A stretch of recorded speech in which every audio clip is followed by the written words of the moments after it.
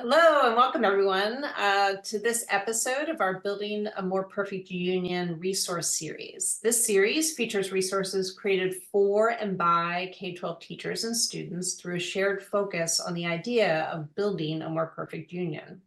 This theme explores what's possible when learners and teachers have an opportunity to do place-based work that's meaningful to themselves and connected to their communities. Each episode of the series will feature a local writing project with resources that they created for K-12 classrooms. These projects are funded by NWP grants that were supported by the National Endowment for the Humanities COVID recovery funds. They ran in 2022 to 2023. I'm Christina Cantrell from the National Writing Project, and this week I'm excited to be with friends and colleagues from the Oakland Genesee Writing Project. They've been working on a project called Voices, Exploring the Past and Imagining the Future. Welcome, everyone, and thanks for joining us tonight.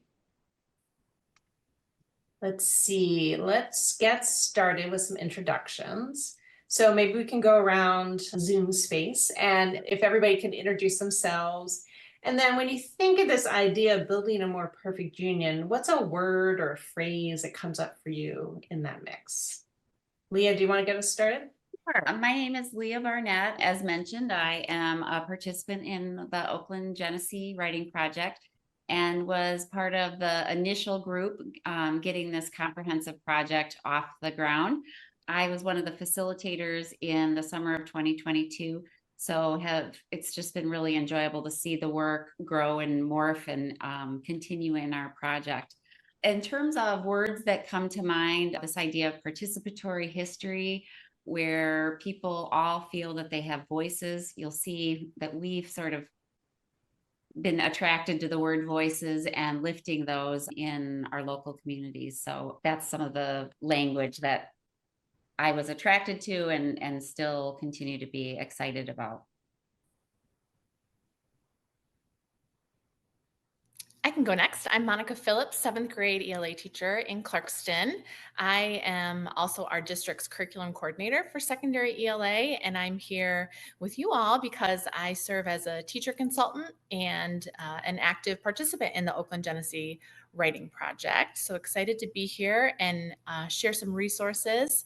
When I think of building a more perfect union, I think of connections and collaboration. I think of cohesiveness and this idea of just better meeting needs of people, of those around us. I can go next. I'm Laura Mahler, and I also teach in Clarkston schools, and I am a secondary instructional coach. And along with Leah, I facilitated the Kickoff Summer Institute for this work in the summer of 2022. And we created a lot of resources to help teachers get underway. If I were to mention a few words that I think of when I think about this project, I think about really honoring our past and understanding those who came before us and how that helps us understand our place, where we are now, and how we got here. Hi, I'm Peter Haun. I teach English at Oak Park High School. I facilitated the kind of follow-up institute last summer, 2023. It was a much smaller group, and we were just kind of following on the coattails of the year before. One of the beautiful things that we were able to do were bring back some of the participants that created the resources, and they could share their stories with the participants we had, share products, share their thinking, share their success stories, share their woes. So that was magical for the participants. When I think of participatory history, I think about the stories that we don't know, that go untold, that either we just have to ask or we have to pry and dig and find that kind of make places the places they are. And I could share some stories about some of the things we did in Flint because they were really quite cool. So, but I'm glad to be here. Thanks. Perfect words to get us kicked off here. So I know, you started this project. It sounds like it's continuing to blossom in interesting ways in your local communities, and that you created a website out of this project to share some resources with others. Here is our website called Voices, Exploring the Past and Imagining the Future. And just to give you a little tour. There are resources tucked right in here that we will certainly get to. Some teacher stories, including some blogs. You'll see them linked here about our participants' experiences and what this work had them thinking about, and about their experiences with their students. Within resources, you'll find this table that has things like daily routines. These are some examples of types of resources, anything from iterative reading and writing experiences. There are creative writing experiences, advocacy work, and then other kinds of projects that just sort of grew where we didn't know we would have these wonderful ideas. Laura, do you want to talk about maybe the table of resources? Sure. We provided some what we thought would be quite helpful ways of being, you might say, in our institute. And we did these things in our institute and then asked the teachers to take those things up and try those in their lessons. Everything from writing into the day and writing out of the day, practicing lots of turn and talk, doing writing response groups with their own writing, and then also the idea of text sets, where we provided them with text sets for Flint. And we really dug into some things that were unexpected and unknown about Flint and learned a lot more, got a much deeper understanding of our locality that we were working in. And we were at the Stockton House Museum. It was very interesting to try and understand a very, very specific place, but gave us a much broader understanding of Flint, how it started and how it got to be what it is today. So a lot of helpful information for anyone who might be thinking about not only instructional practices, but how did we do what we did for and connect it to the NEH grant. So Monica, maybe you want to talk about how you took that information, and there's your project right there. Sure. So a couple of resources that teachers could easily connect with. There is a 4-day mini unit that invites students to share their past and present and future in the form of poetry to help tell a more accurate story of themselves. And there's also a couple of teacher stories that I reflected on my unit and just my experiences in our classroom related to the topic of really helping us change that idea of teachers as the keeper of all the learning, and just some really easy ways, whether it's at the beginning of the year or at any point in our year, to get students talking and to just remind them that they have voices. They just sometimes need to be asked to use them. So that's two resources that you can find in that space that Laura and Leah were showing. And I think that both the blog focuses and the unit focuses on some really easy entry points for students to get them comfortable sharing their ideas. And a big takeaway is just showing them that their voices do matter, not just in our classroom, but in our communities as well. So the 4-day unit that you can access here, I mentioned I invited them to share their past and present and future. The particular group of 7th graders at the time when I created this was really struggling to connect. They were a bit cliquey. They didn't seem to want to talk to one another. And I was really struggling building a sense of community. So we just started with that big, broad question of what makes up a community, and even having them think about what voices are heard or not heard or underrepresented. And they quickly realized, like, sometimes their teenage voice isn't heard very often, maybe in some communities or even families. And that in itself got them excited to share a little bit more. So we reflected on our past to get a better sense of who was in our classroom. We actually connected with our local historical society and looked at some pictures of our town from years past, with this idea that, even though we may move from different places, we are Clarkston, we are our community, our school.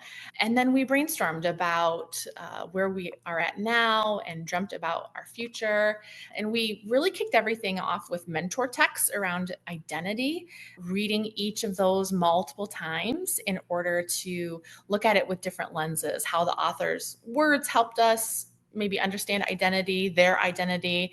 And then as writers, kind of wearing both of those hats, what we admired that they did as writers. So we brainstormed and we shared and we had conversations, and it just really opened up their curiosity about not just their past, their family, their culture, but also their peers. So that quietness, that kind of closed off wall that I had seen really shifted, and they were chatting and they were making connections and really just asking questions that they hadn't before. And I think they've learned the power of being the one to tell your own story so that there aren't assumptions and there aren't other people filling in the blank for you.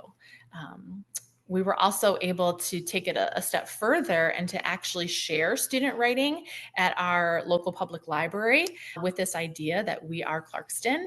And so people from outside of not just our classroom, but of our school were able to get a better sense of the teenagers and them as people and them as writers. So those are a couple of takeaways and kind of the reasoning behind this resource.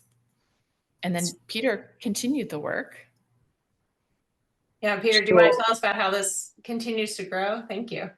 Yeah, sure. We'll put the link. I just wanted to say we'll put the link to the website into the resource with this video, so everybody can explore it on their own time too. So yeah, so we were finishing up with some grant funds, and we weren't able to do quite as much because a lot of the funding had been used already. So we kind of took it, and I guess I was blessed that Katie Lacano, my partner, she had been part of the first summer, so she had a lot of knowledge of the 2022 Summer Institute and had done some of the work there. And we were trying to kind of combine the voices with teachers as writers. And like I said, when I introduced, like a few of the teachers were able to come back. Leah, if you're still sharing, can you scroll down to the teacher resources where Monica Tienda's was? So right there, Monica Tienda she teaches in my district, and it's her story was fantastic. So she's, I don't want to get this wrong, Latina or Hispanic, sorry. And she shared a recipe with her kids and even made the dish and, told the story about why that dish was so important to her. And then her kids were charged with doing the same thing. And they were to come up with the recipe, tell the story of the recipe. If they could, they tried to have kind of like a potluck where everyone brought it in when they were presenting. And then it was kind of like one of those kind of poster sessions at a conference where they were all kind of out in the hallway for everyone kind of to see. And it was just so like inspiring to see what these fifth grade kids were able to do while telling their own story, their own family story. And, there's kids from all over, kids from Africa and kids from Oak Park. And it was just really great. And I don't know, just made the learning real for me, that these kids could appreciate where they're from, where their families are from, and what contribution that can have to current times. So one of the things, Leah, maybe I can share now for a second. So one of the things they did the first year that really piqued my interest was one of the librarians from U of M Flint had created this kind of walking writing marathon. Am I getting glitchy here? I don't know what happened here. Let me try that again. Oh, great. Well, anyway, I'll just fill in the blank. So the first summer, they went on this little walking tour because U of M Flint's right in downtown Flint, and there's a great farmer's market, and there's these great music venues. And Katie had told me that they walked past them and they stood outside and they wrote. And so I said, well, heck, why don't we just call them and see if they'll let us come in? And both of the places we went to, the Capitol Theater and Local 432, which are both music venues in downtown Flint, said sure. And so the Capitol Theater became like this hour-long tour where the guy took us through the bowels of this theater and told us all the stories about everything. And we wrote and heard like the history of this place and everything that ever happened there. And then we went over to Flint Local 432, and it was kind of the same thing, a much smaller venue, but like you could feel the history kind of coming out of the walls and you could kind of experience it, which is why I said, I think the stories are so important, which is why I love the Stockton House too. Like getting people outside of where they're normally at and seeing and hearing what actually happens in the places that we walk by or drive by every single day is just magic. And it makes you think about what's happened and what could happen. And so it was just a great thing because I had not participated the year before. To hear the work that had come from it and to try to continue the work on a much smaller scale, but still to move forward this idea that kids need to know where they're from. They need to know that it matters who they are, where they're from, and that they can push their stories out there, and that they can, I mean, change the world. One of our participants actually knew this guy that ran this Flint Local 432. She went to high school with him and didn't even know until we walked in that he'd be there. And so it was just crazy. Like, I don't know, the power of story is what I guess I'm hitting that. So it was just a magical 4 days for me in Flint, learning from others and then trying to learn for myself from these historical places. Oh, I love this. I love these stories and this idea that you started with us with, Leah, about participatory history. Like, what a way to like learn history and then build history, right? And so the kids sharing their work in the hallway of their school or in the library. I mean, it's just so powerful, and being able to visit all these places. So truly building a more perfect union, right? Sort of like creating it together. So thank you so much for sharing those and for collecting it all together on the website. I was going to say, Monica, that I really appreciated there's both, you know, the unit that you developed, but then these reflective stories about your experience, and you that story you shared about the kids getting to know each other. I think it's very moving in your blog post. You can like you share, I think it's the questions the kids start asking each other once they engage in the project. I thought those were really powerful. So thank you. So as teachers explore your website and think about this work in their local place, any sort of final thoughts or ideas you might want to leave people with, or suggestions? I'm just gonna, oh, go ahead, Laura. I think one of the most interesting things that happened from some of the teachers, was that students started to understand how many voices had not been heard in the past, and were really interested in making sure that those voices were honored more in the future. Everything from thinking about rethinking street names to getting more historical markers placed in their town, because they realized that there were only certain places that had those historical markers, and that they really thought, wait a minute, we're leaving out some really important stories in our town's history. And really starting to, history wasn't something you studied just from a book and memorized some kind of, lesson. It was really alive in their own lives, is when they walked through their own community, and they wanted to make some changes that they thought would make a more perfect union. And I thought that was really powerful. I guess I was going to say two things. First of all, I'm really excited about the prospect of doing even more work up in Genesee, which I've been kind of hoping for I don't know, a couple years. And the other thing I thought was really interesting was, you guys know the whole Stockton House Museum type thing, like questioning history, like what we're told, is it really exactly what it was? And what are the other stories behind the stories that sometimes eke their way out, or they're buried deep because of one reason or another? So I found that really, really interesting, because this house is named after a person who maybe wasn't the nicest person. So it's just a really interesting concept that there are plenty of stories, but some of them aren't told. Some of them are buried for reasons. Some of them are skewed. And maybe you have to look at all of them to really educate yourself and make the best decisions for you. I would echo that part as an aha for me. All of us on the call are pretty steeped in C3WP work and this idea of multiple perspectives, but doing this with a specific place-based kind of situation kind of opened my eyes a little bit about really the true value of multiple perspectives.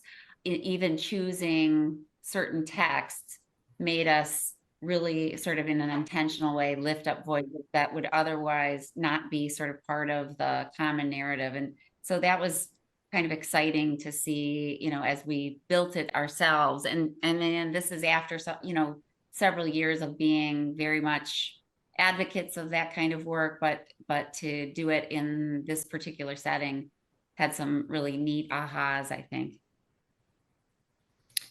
I think for myself, just a takeaway and kind of a hope and maybe encouragement for a place to start for other teachers is, beyond my students growing to be more responsive and compassionate human beings, my hope is that, yes, they're growing as students and writers, but also employees and spouses and parents and leaders. And like several people have mentioned, even the idea of curiosity, that I hope that they're forever going to take those pieces, consciously or unconsciously, consider whose stories are being lifted and being created, and what unheard or missing voices need to emerge. And just to circle back to our topic, even of voices, right? That I guess as teachers are using these resources, like pick any place as an entry point, because the message that you're sending is that their voices do matter and you want to hear it, and their community cares about their voice. Lovely. That's a perfect place to end. And I'll put a link to the website, but Peter, I'll also get a link from you for that map, because I think that, like looking at the music, like you said, pick a place, music, literature, whatever, work in your community. There's so many things to look at and to discover. So really appreciate your work here and sharing it with us. So thank you and best wishes. I hope it continues to grow.